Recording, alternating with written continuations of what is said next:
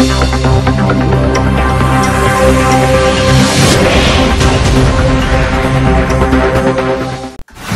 आप देख रहे हैं आपका अपना web news channel supreme power Hunter. करते हैं शुरुआत आज की प्रमुख खबरों से। मध्य प्रदेश के जबलपुर में नर्मदा की लहरों में तिरंगा यात्रा, बच्चों के साथ कूदे महिला एवं पुरुष। जोरदार बारिश और बरगी बांध के गेट खुलने के बाद से नर्मदा अपने प्रचंड वेग से बह रही है। उफनती लहरें जहां दूर से खूबसूरत दिखाई देती है, वहीं पास जाने पर जानलेवा खतरनाक हो जाती है। ऐसी उफनती लहरों में दर्जनों की संख्या में पुरुष और महिलाएं और बच्चे हाथों में तिरंगा लेकर कूद पड़े। यह दृश्य जिसने भी देखा देखता ही रह गया। घाट किनारे खड़े लोग इस दृश्य का वीडियो बनाते हुए नजर आ रहे थे। हर तरफ भारत माता की जय, वंदे मातरम और अखंड भारत अखंड देश का नारा गूंजने लगा था।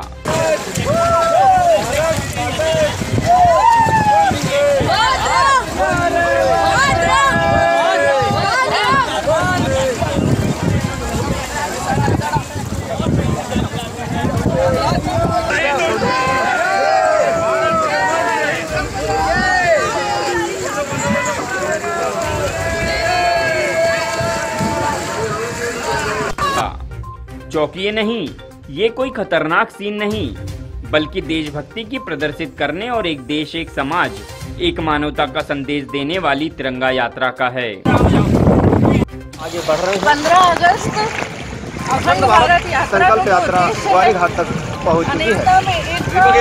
जोड़े रखना, जो कश्मीर समस्या की लहरों में ये तराज किस तरह से आगे बढ़ रहे हैं, जैसे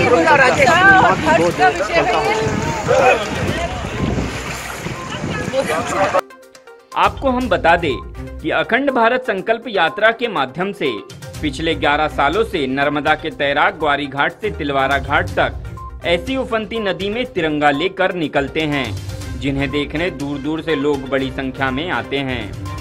यात्रा में छोटे बच्चों से लेकर महिलाएं व बुजुर्ग तैराक शामिल है। यह देखने में जितनी अच्छी लगती है, उतनी ही खतरनाक तैराकी होती है। नर्मदा अपने प्रचंड वेग से प्रवाहित हो रही है।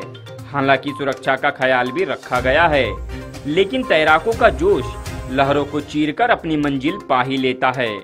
यात्रा का समापन तिलवारा घाट में राष्ट्रगान के साथ होता है। जबलपुर से supreme power Hunter news bureau की रिपोर्ट। कश्मीर से कन्याकुमारी तक भारत एक हुआ है और उस कारण से हमारे आज़ादी का पर्व मनाने का उत्साह पूरे देश भर में दुगना हो गया है। अलावा इसके नदियों के माध्यम से अपन ये संदेश दे सकते हैं कि नदियों का संरक्षण कितना आवश्यक है। आज हम ये जल देख रहे हैं, इस जल की धारा और अधिक हुआ करती थी, लेकिन पेड़ों की जो अंधाधुंध कटाई होती रही है और वृक्षारोपण सही संकल्पों में लेकर के और वृक्षारोपण नहीं किया गया है कि उनकी ये सुरक्षा तक की जाती। एक पेड़ जो है अपने आप में प्रति वर्ष में कम से कम 800 लीटर पानी अपने में इकट्ठा करता है और उसकी जड़ों के माध्यम से बूंद बूंद करके ये रिश्ता रहता है और तभी ये हमारी नदियाँ जीवित रहती हैं। लेकिन पेड़ों के न होने से लोगों की इसके जागृति नहीं है। जो प्लास्टिक प्रदूषण है वो एक ऐसा राक्षस है जो इंसान ने पैदा कर लिया, लेकिन उसको मार नहीं सकता। तो ये हमारा संदेश इसी तरह से है कि लोग इस बात को समझें कि नदियों को जीवंत रखना कितना आवश्यक है। आज की खबरों में बस इतना ही। आपके अपने web news channel supreme power Hunter को सब्सक्राइब कीजिए और पाए अपने देश, प्रदेश और जिले की ताज़ा तरीन खबरें अपने ही मोबाइल पर रोज रात 9 बजे। नमस्कार।